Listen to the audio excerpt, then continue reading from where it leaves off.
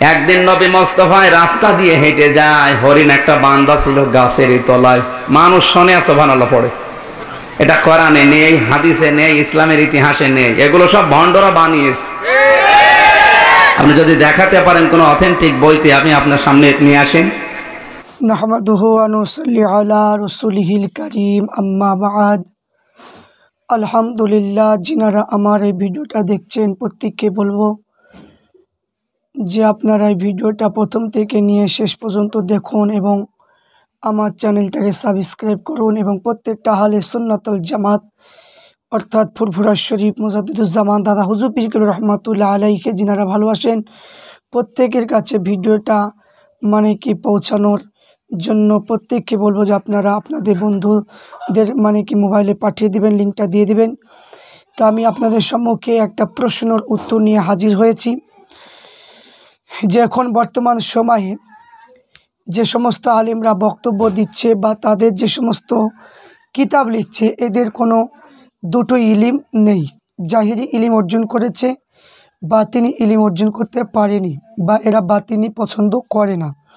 তো এদের কথা শুনবেন না। যারা হাক্কানি, যারা আলেম ছিলেন, যারা বড় মহাক্কিক ছিলেন, বা যিনারা হাদিস কোরআনের যারা বড় পণ্ডিত ছিলেন, যিনাদের 2 লক্ষ 6 লক্ষ হাদিস যাদের মুখস্থ ছিল, যাদের আপনার সনদ সব মুখস্থ ছিল, তাদের কথা শুনবেন। তো এখানে আপনাদের কাছে আমি বিচার করার জন্য আপনাদের কাছে আমি তুলে দিলাম।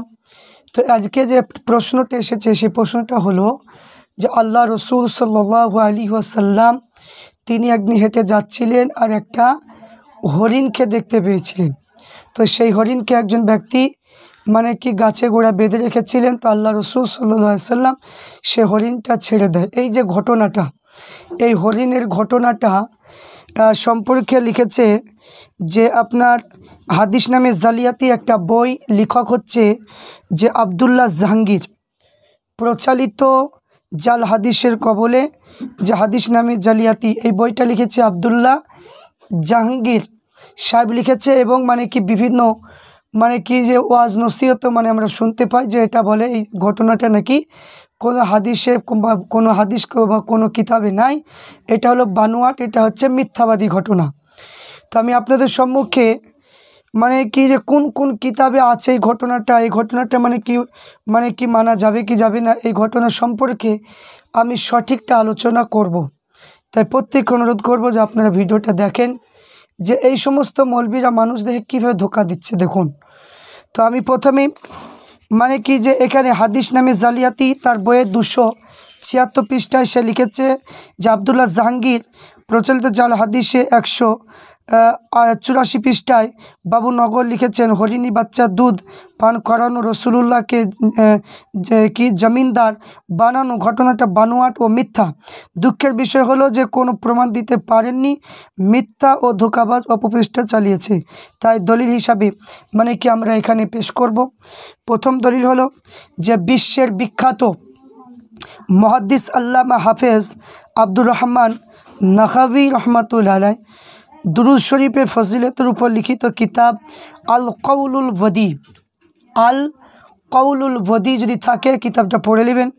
148 পৃষ্ঠায় এই ঘটনাটা লিখেছেন। তারপরে এই ঘটনাটা উল্লেখ করেছেন যে এই হরিণের ঘটনাটা উল্লেখ করেছেন। উল্লেখটা হলো হজরতে আবু সাঈদ খুদরি রাদিয়াল্লাহু তাআলা আনহু থেকে বর্ণনা। এক ব্যক্তি বিশ্বনবীকে এক ব্যক্তি হরিণ শিকার করলো, আর সেটা নিয়ে যখন লোকটি হুজুরের পাক সাল্লাল্লাহু আলাইহি ওয়াসাল্লাম পাশ দিয়ে যাচ্ছিলেন, তখন আল্লাহ পাক হরিণকে কথা বলার শক্তি দান করলেন।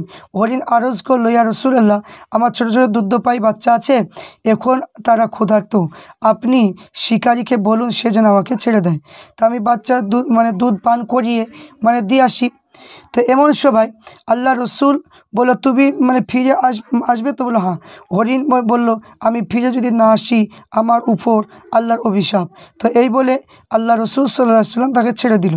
তো এবং দুরূদ শরীফ পড়লো, যে আপনার উপর দুরূদ শরীফ পড়লো না, যে যে অভিশাপ, যার সামনে আপনার জিকির করা হলো আর সে আপনার উপর দুরূদ শরীফ পড়লো না, অর্থাৎ ওই ব্যক্তির উপর অভিশাপ মতো যেন ব্যক্তি নামাজ পড়লো আর পদক্ষেপ হাত উঠিয়ে দোয়া করলো না, তো সরকার দু আলম শিকারীকে বলল সেটা ছেড়ে দাও, আমি তার জিম্মাদার হলাম। তো যে সেই হরিণটা ছেড়ে দিল, হরিণী বাচ্চা দুধ পান করিয়ে ফিরে আসলো।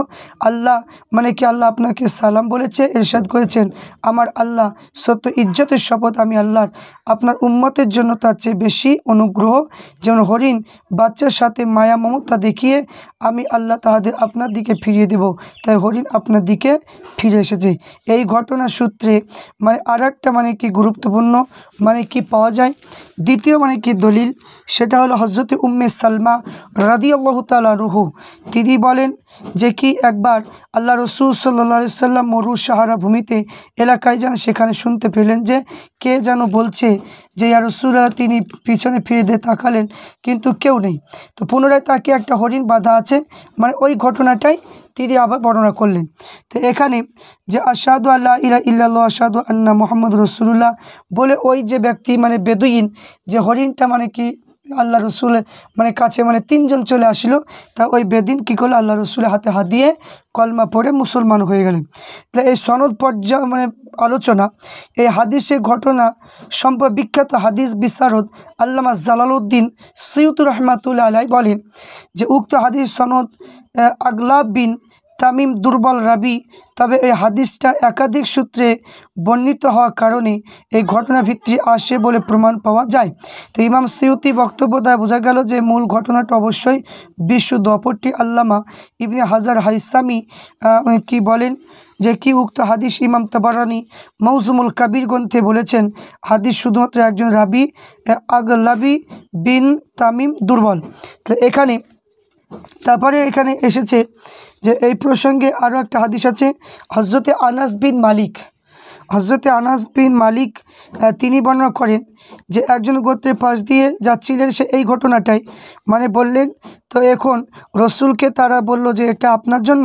রসুল তাদের বলল তোমরা তাকে ছেড়ে দাও। তো হরিণটি ছেড়ে দিল আর তার গন্তব্যস্থানে চলে গেল। সেই ঘটনাটা আছে। তো এই ঘটনায় একজন রাবী দুর্বল হওয়ার কারণে হাদিসটা হাসান হিসেবে গণ্য হয়েছে। তাই আমি কিতাবের শুরুতে আলোচনা করেছি, দেখে নেওয়ার জন্য অনুরোধ রইল। তাহলে এখানে হাদিসটা হাসান বলেছে, তাহলে হাসান, তাহলে এখানে যে দলিল তারপরে এই প্রসঙ্গে গ্রহণযোগ্য সনদ আরও একটা হাদিস আছে। ইমাম বাইহাকি দালাইলুন নবুয়াত কিতাবে তাবিআতিয়া থেকে বর্ণনা করেছে। তিনি এই আবু সাইদ খুদরি রাদিয়াল্লাহু তাআলা থেকে হাদিসটা এনে ওই ঘটনাটা আবার এনেছেন। তো হরিণ মুক্তি করে দিলেন। তারপরে তারপরে দলিলটা হলো যে আপনার দলিল হিসাবে পেশ আপনাদের সম্মুখে করব হজরতে জাহিদ ইবনে আরকাম।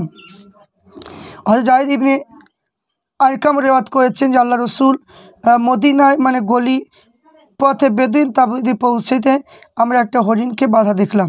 তো এই ঘটনাটা আবার উল্লেখ করেছেন। তারপরে আল্লাহ রসুল তাকে মুক্তি করে দিলেন। তারপরে এখানে হানাফি মাযহাবে ইমাম আবু হানিফা রহমাতুল্লাহ ঘটনাটা সত্যায়ন করেছেন ছোট একটা কাসিদার মাধ্যমে। ইমামে আজম আবু হানিফা বলেছেন, নেকড়ে বাঘ আপনার কাছে এসে আপনার সত্যায়ন করেছে, হরিণবন্দি অবস্থায় আপনার আশ্রয় প্রার্থনা করেছে, তা আপনার করুণা মুক্তি পেয়ে আনন্দ প্রকাশ পেয়েছে। কাসিদায় নৌমান সঞ্জুরি প্রকাশিত। তাহলে এখান থেকে বোঝা গেল যে শুধু তাই নয়, উক্ত হাদিসের মূল ঘটনা সত্য বাস্তবসম্মত ছিল বলে আল্লামা ইমাম সাখাভি আল্লামা আজলুমি বলেন যে উক্ত ঘটনা বিভিন্ন প্রাধান্য গ্রন্থ বিভিন্ন সূত্রে পাওয়া যায়, আর এই সূত্রগুলো পরস্পর মিলালে এক পাওয়ার শক্তি অর্জিত হয়। তাহলে হাদিস শুদ্ধ প্রমাণিত হলো। তাহলে এখানে বাবু নগরী সাহেব কাসিদা মূল ভাষ্য বিকৃতি করে বলেছেন এই ঘটনা হরিণী রসুলকে সালাম দেওয়া ঘটনা আল্লামা ইমাম তকিউদ্দিন সুবুকি উল্লেখ করেছেন। ইমাম আবু নঈম ইমাম বাইহাকি উল্লেখ করে দালালুত নবুয়াত কিতাবে আরও যারা উক্ত ঘটনা উল্লেখ করেছেন তারা ইমাম দারকুতনি, ইমাম হাকিম নিসাপুরি, শাইখ ইবনে আদি। এই অপরে দ্বিতীয় হাদিসে আমি ইমাম জালালউদ্দিন সিয়ুতির অভিমত পেশ করেছি। তাই বিজ্ঞ ইমাম অভিমত অনুসারে উক্ত হাদিসটা বিভিন্ন সূত্রে বর্ণিত হয়েছে, এই ঘটনাটা সত্য বলে প্রমাণিত হলো। তাহলে এখানে যে সমস্ত আলেমরা বলছে যে এটা মানা যাবে না, বিভ্রান্তি মানে কি এটা মানে কি দলিল নয়।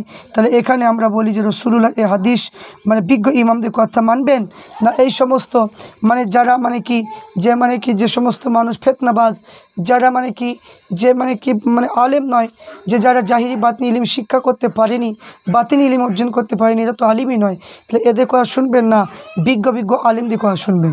তাহলে এখানে আমি আপনাদের সম্মুখে বলেছি যে এটা হচ্ছে হাসান।